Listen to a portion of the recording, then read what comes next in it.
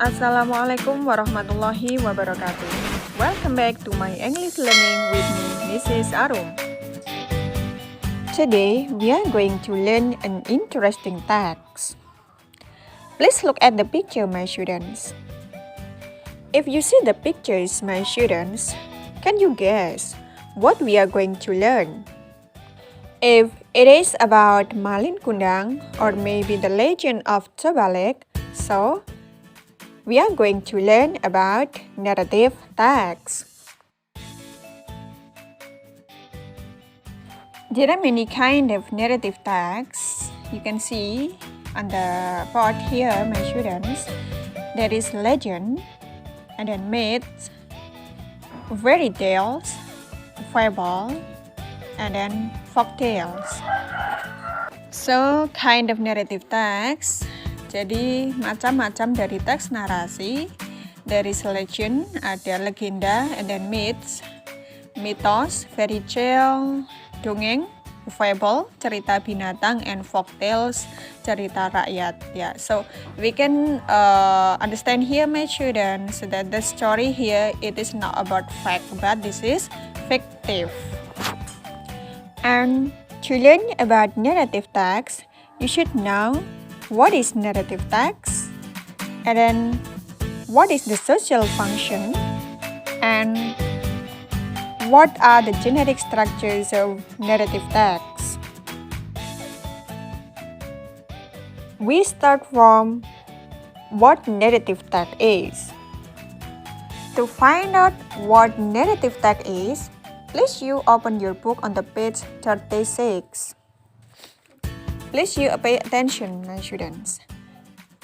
Narrative text is a story with complication or problematic events, and it tries to find the resolutions to solve the problems. So it means that we can understand from the definition here that narrative text, teks narasi, is a story, adalah sebuah cerita with complication or problematic events, dengan problem, masalah atau konflik, and it tries, ya, dan di dalam cerita tersebut tries, mencoba to find, untuk menemukan the resolutions to solve the problem, menemukan solusi untuk mengatasi masalah tersebut.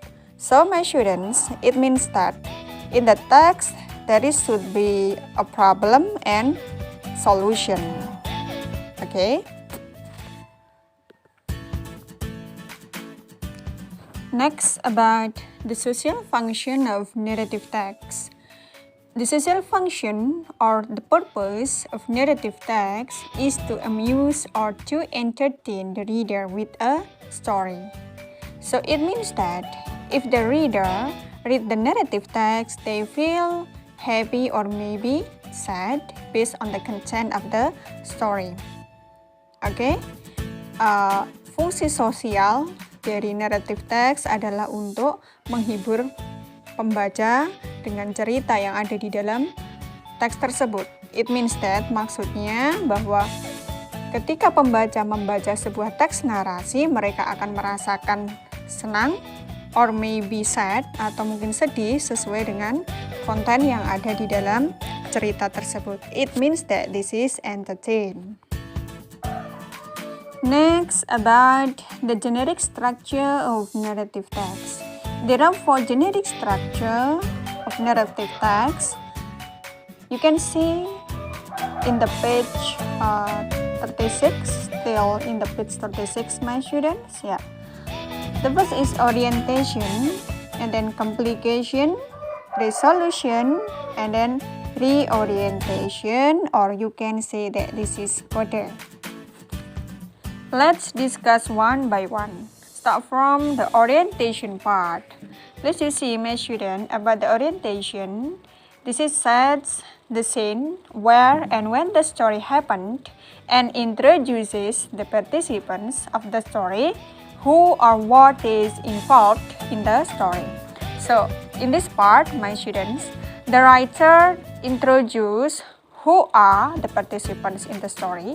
Jadi penulis mengenalkan siapa tokoh di dalam cerita tersebut, and then where and when the story happened.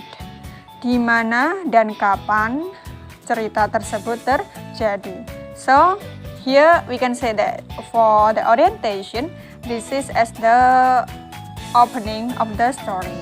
It is include about who, where, and then when of the story. The next complication. This is tells or part of the narrative text that tells the beginning of the problems which leads to the crisis or climax of the main participants. So in this part, the writer tells, penulis menceritakan the beginning of the problems, permulaan dari masalah which leads yang akan mengantarkan to the crisis or climax, kepada puncak masalah yang dialami main participants, yang dialami oleh tokoh utama. Okay? The third is resolution. In this part, the problem in the text or the crisis in the text is resolved, either in a happy ending or in a sad tragic ending. So in this part, there is solution for the problem. Jadi di dalam bagian ini solusi sudah ditemukan terkait dengan masalah yang ada di dalam cerita tersebut, either in a happy ending or in a sad tragic ending. Apakah nanti akhirnya menjadi happy ending, akhir yang membahagiakan, or maybe sad ending. The last generic structure is reorientation. This is a closing remark to the story and it is optional. It consists of a moralization, advice, or teaching from the writer. So in this part, my students, this is optional, so the writer can write this part or not. Jadi di dalam bagian ini adalah pilihan, maka penulis bisa mencantumkan hal ini ya, maksudnya generic structure bagian ini or not, atau tidak ya. And it consists of moralization, isinya adalah berupa pesan moral, advice, saran, or maybe sebuah pelajaran dari penulis. Now we are going to the exercise. Please you open your book on the page 35 and attention for the listening section on task 1. Listen to the monologue and fill the blanks. The Legend of Rawapeni.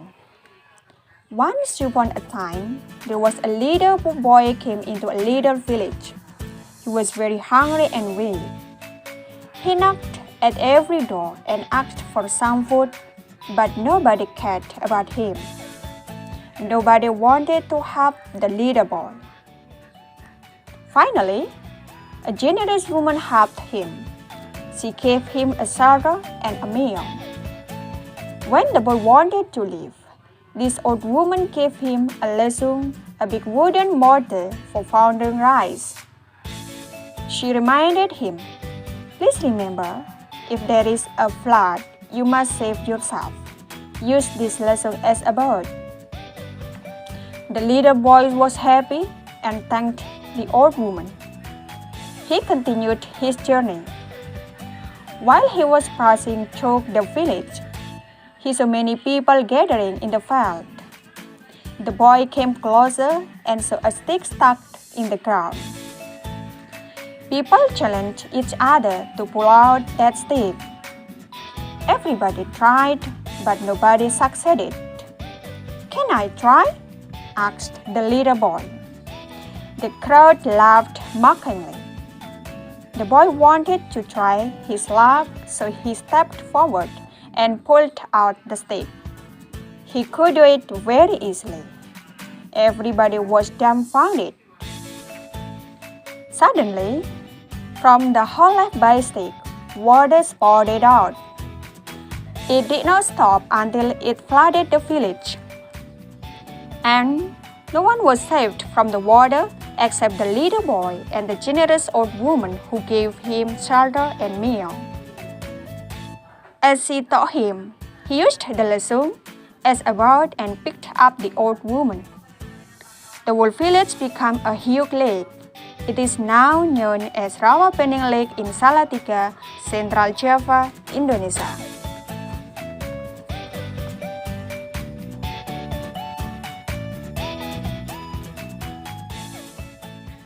Task 2. Answer the questions based on the story. Number 1. Who are the participants in the story? Number 2. When did the story happen? Number 3. Where did the story happen? Number 4. What is the conflict in the story? Number 5. What is the solution of the problem in the story? And number 6. According to you, what is the lesson from the story?